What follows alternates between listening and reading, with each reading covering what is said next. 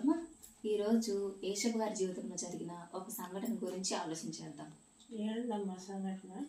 ఏంటంటే అత్తమ్మ, యేషపు గారి వాళ్ళ అన్నలు యేషపు గారిని అమ్మేస్తారు. పోతిఫెర యేషపు గారిని కొంటారు. ఇప్పుడు యేషపు గారు పోతిఫెర గారి ఇంట్లోనే పని చేసుకుంటూ బతుకుతారు.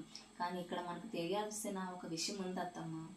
ఏంటమ్మా అది ఆ విషయము? ఏంటంటే అత్తమ్మ, ఇక్కడ మనం బైబిల్లో చూస్తే ఆదికాండం 39 అధ్యాయం 11-12 వచనాలు చూస్తే, ఒకనాడు అతడు తన పని మీద ఇంటి లోపలికి వెళ్ళినప్పుడు ఇంటిలో మనుషులలో ఎవరునూ అక్కడ లేరు. అప్పుడు ఆమె అతని వస్త్రము పట్టుకొని తనతో శయనింపమని చెప్పగా అతడు తన వస్త్రము ఆమె చేతులు విడిచిపెట్టి తప్పించుకొని బయటికి పారిపోయాను. ఇక్కడ ఇలా ఉందత్తమ్మా. అది మనకు తెలిసిన విషయమే కదమ్మా. కానీ ఇక్కడ మనం తెలుసుకోవాల్సిన విషయం మరొకటి ఉందత్తమ్మా. ఏంది అది? చదువు.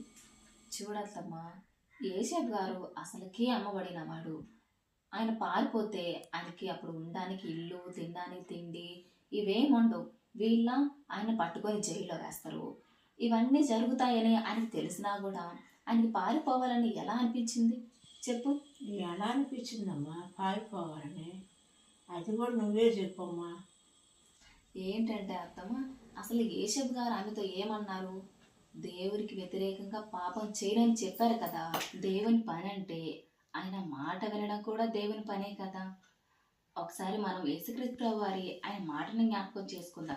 ఏంటంటే, మనుషులు రొట్టె వలన కాదంట, దేవుని నోట నుండి వచ్చి మాట వలన జీవిస్తానన్నారు. అందుకే యేషపు గారు కూడా దేవుని మాట విన్నారు, అంటే ఆయన పని చేశారు. అందుకే యేషపు గారికి కూడా దేవుడు పరంతటి స్థానాన్ని ఇచ్చి పోషించారు.